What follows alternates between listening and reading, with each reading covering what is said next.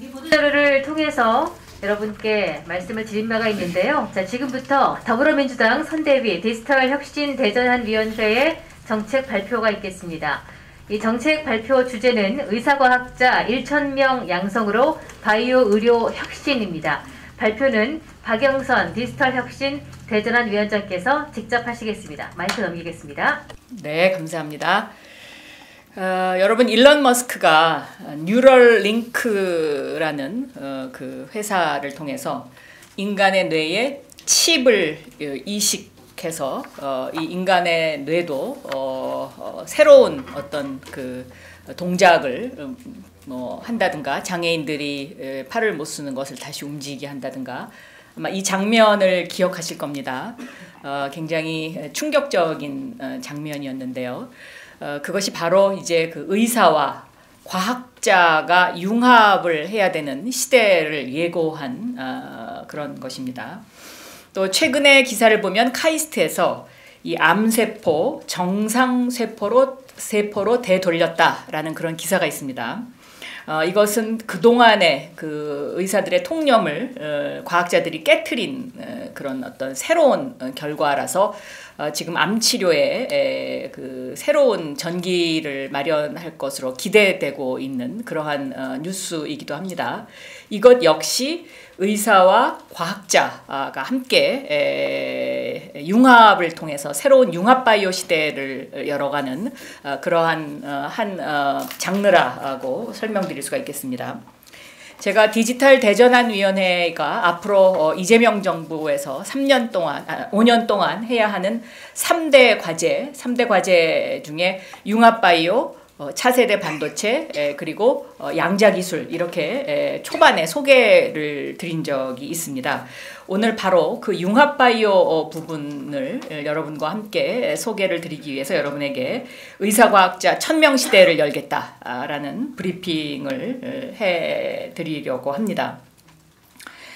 현재 한국에는 이 의사과학자라는 제도가 없습니다. 미국은 MD, PhD라고 해서 의과대학에서 4년을 전공하고 그리고 4년을 바이오 분야라든가 아니면 공학 분야에 가서 다시 전공을 해서 약간 8년 정도 공부를 한 다음에 이제 MD, PhD를 받게 되죠. 그리고 이분들은 주로 이제 진료를 하기보다는 연구에 전념을 하게 됩니다. 그러니까 우리도 이제는 이러한 의사과학자, 의사공학자 시대를 열어야 융합바이오, 디지털 시대의 융합바이오 시대를 따라갈 수가 있습니다. 그리고 대한민국 바이오 분야의 경쟁력을 국제화할 수가 있다고 생각합니다. 그래서 이 21세기의 생명과학의 핵심은 바로 융합이고 이 융합의 핵심 인력이 의사과학자입니다. 특히 이제 코로나19와 같은 이런 신종 질환을 겪으면서 이러한 신종 질환의 예방 그리고 앞으로 치료 기술의 선제적 개발을 위해서는 의사과학자 제도가 반드시 필요합니다. 그래서 이재명 정부에서는 의사과학자를 양성하는 의과학대학원 프로그램의 확대 내지는 지원을 강화할 생각입니다. 그래서 의과학 융합연구자 창업가 육성을 위한 과학기술의학전문대학원을 신설을 하고 이 과학기술의학전문대학원에서 매년 50명 이상의 의사를 선발을 해서 의학 석사 4년 그리고 공학 박사 4년 혹은 과학 박사 4년 해서 8년 동안의 교육을 국비로 전액 지원해 드릴 예정입니다. 그리고 의사과학사 양성을 위해서 군의관과 공보의로 구분되는 의사병역 제도도 개선할 필요가 있겠다 생각하고 있습니다. 이렇게 되면 앞으로 감염병, 희귀질환 연구개발을 위한 의과학 연구원을 설립해야 되고요. 그리고 바이오 헬스 산업 발전의 컨트롤 타워의 역할을 부여할 필요가 있겠다 생각하고 있습니다.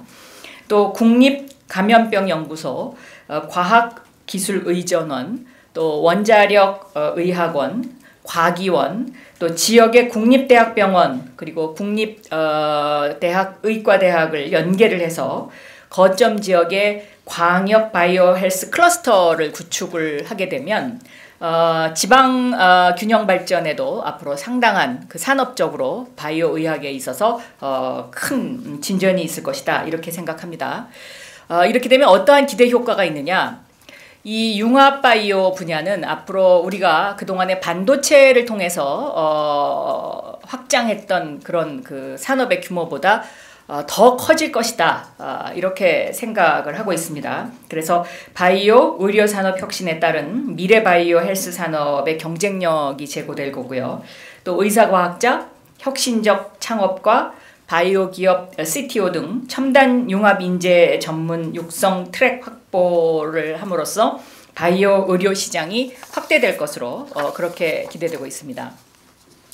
이 의과학자, 의공학자 시대를 열어달라는 것은 포항공대 포스텍의 김무한 총장님께서는 직접 이재명 후보에게 이 정책을 건의하기도 하셨습니다. 그래서 이재명 후보가 이 부분과 관련해서 제가 우리가 이것이 좀 필요하다라고 설명을 했더니 안 그래도 그 포항공대의 김무한 총장님의 건의를 들은 적이 있다. 그래서 총장님께 무엇을 어떻게 해드리면 되느냐라고 했더니 이런 어떤 그 시스템 변화 또 허가 이런 것들이 필요하다 이런 말씀이 있으셨습니다. 그래서 오늘 오후 2시에는 박영선 TV와 오마이 TV에서 이 융합교육 시스템 그러니까 일론 머스크의 뉴럴링크에 도전하는 연세대학교 안종현 교수님이 나오셔서 어떻게 우리가 의사와 과학자가 합심을 해서 앞으로 인간의 이런 어떤 생명공학을 발전시킬지에 대한 사례 발표를 하시고요. 이 사례 발표 이후에 포스텍의 김무한 총장님 그리고 카이스트의 이광영 총장님과 함께 왜 의과학자가 필요하고 왜 의공학자가 필요한지에 대한 간담회가 오후 2시부터 이어질 그런 예정으로 있다는 말씀을 드리겠습니다.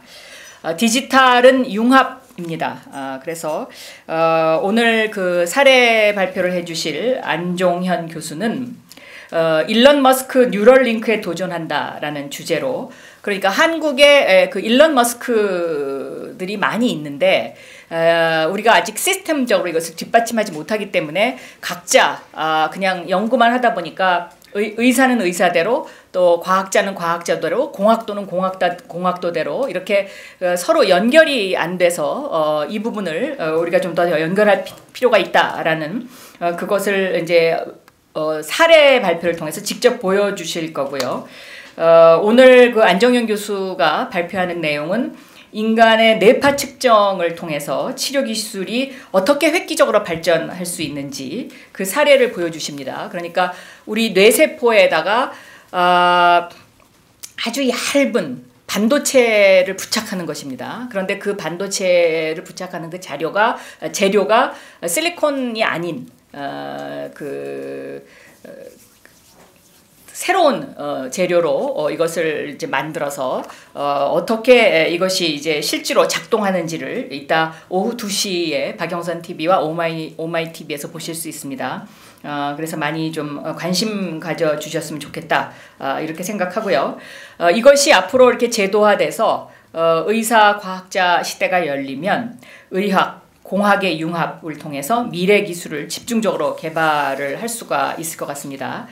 또 포스텍의 김무한 총장님은 이 초고령 사회로의 급속한 진입, 또 지방 소멸, 또 디지털 대전환 시대를 대비하기 위해서 예측 의학, 또 3D 프린팅, 인공 장비 등 혁신적이고 선제적인 기술이 요구되기 때문에 포스텍이 앞으로 방사광 과속기 그리고 세포막 단백질 연구소 등을 통해서 세계적 인프라와 더불어서 공학을 기반으로 한 의학 교육을 여는 그런 시대가 필요하지 않겠냐 이런 말씀을 해주실 그런 예정으로 있습니다.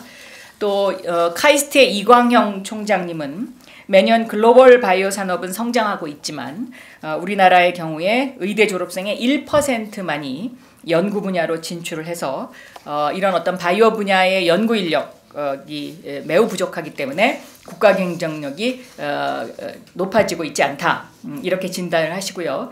의사과학자의 양성은 정치적 이해관계를 넘어서 국가적으로 반드시 필요한 것이고 융합과학자이자 의사이며 창업가의 역할을 수행할 인재 양성을 앞으로 카이스트가 과학기술의학전문대학원을 설립을 해서 이 부분을 박차를 가할 계획이다. 이런 말씀을 해주실 그런 예정으로 있습니다. 여기까지 브리핑하겠습니다. 네, 지금까지 대한민국 바이오 의료 산업을 선도할 박영선 위원장의 정책 발표를 들으셨고요. 지금부터 자유로운 질의 토론을 하겠습니다. 궁금하신 사항들 말씀해 주시기 바랍니다. 네, 아이뉴스 입사 박정민 기자입니다. 의과학자랑 의공학자랑 입사 말씀하셨는데 혹시 현장에 있는 의대생들이나 이런 분들한테 나는 의과학자랑 의공학자로 충분히 그런 진로로 가는 의사가 있다는 거를 수요조사 같은 거라도 혹시 보셨는지 하고요. 네. 두 번째는 이제 그 과기융합 전문대학원에 이제 의사들을 이렇게 입학시키는 과정을 말씀하겠다고 하셨는데 뭐 의사 말고도 뭐 다른 뭐 공학생도들이나 그런 분들한테도 그런 좀 문을 열 수 있는지가 좀 궁금합니다. 네. 지금 현재 이제 그 의과대학에서 임상을 담당하시는 분들은 의과학과 의공학의 융합 필요성을 굉장히 강조를 많이 하시죠. 그래서 우리가 뭐 이것을 딱 전문적으로 수요를 조사를 하진 않았습니다만은 이런 어떤 제도가 열리면 이런 쪽으로 관심을 가질 분들이 굉장히 많이 있다라고 생각이 되고요. 그러면 공학도나 과학도들한테도 이 문이 열리냐? 마찬가지입니다. 이게 융합을 해야 되는 것이기 때문에 어느 한쪽만 가지고는 이게 되지 않지 않습니까? 그리고 앞으로는 이런 이제 그 의과학자, 그러니까 의사와 과학자, 의사와 의공학자, 공학도가 함께 협업을 하지 않으면 실질적으로 이제 그 진척을 하기가 굉장히 힘들죠. 그러니까 이따가 오후 2시에 그 박영선 TV에서 그것을 보여드릴 겁니다. 그러니까 예를 들어서 뇌 수술을 하는데 그 뇌 수술에 있어서 반도체 칩을 거기다 붙여야 되거든요. 그럼 반도체 칩을 붙이는 그 연구 과정은 전자공학과 출신의 그 이제 공학도가 필요한 거고요. 뇌 수술을 하는 그 수술의 과정은 의사 선생님이 필요한 거죠. 그래서 그 두 사람이 협업을 해야만 이것이 이제 완성되는 이런 분야들이 지금 굉장히 많이 늘어나고 있는 것입니다. 네, 네. 예, 그리고 또 다른 질의사항 있으신 분 손들어서 말씀해 주시면 감사하겠습니다. 네, 위원장님 혹시 우리 기자 여러분들께 보태고 싶은 말씀 한 말씀 하시고 마무리하시죠. 네. 더 질문이 없으시면 브리핑 마치도록 하겠습니다. 오늘 오후 2시에 연세대학교 안정현 교수님은 전자공학과 출신의 교수님이신데 그 교수님이 한 15분에서 20분 정도 그 사례를 보여주실 겁니다. 직접 지금 그것을 실험하고 있습니다. 그래서 어떻게 우리가 앞으로 인간이 생명공학을 통해서 어떤 질병 같은 것을 개선할 수 있고 하는지를 이따 보시면 좀 더 아마 확실하게 이해가 되실 것 같아서 많은 관심 가져주셨으면 좋겠습니다. 감사합니다. 네. 네, 기자 여러분, 저 의사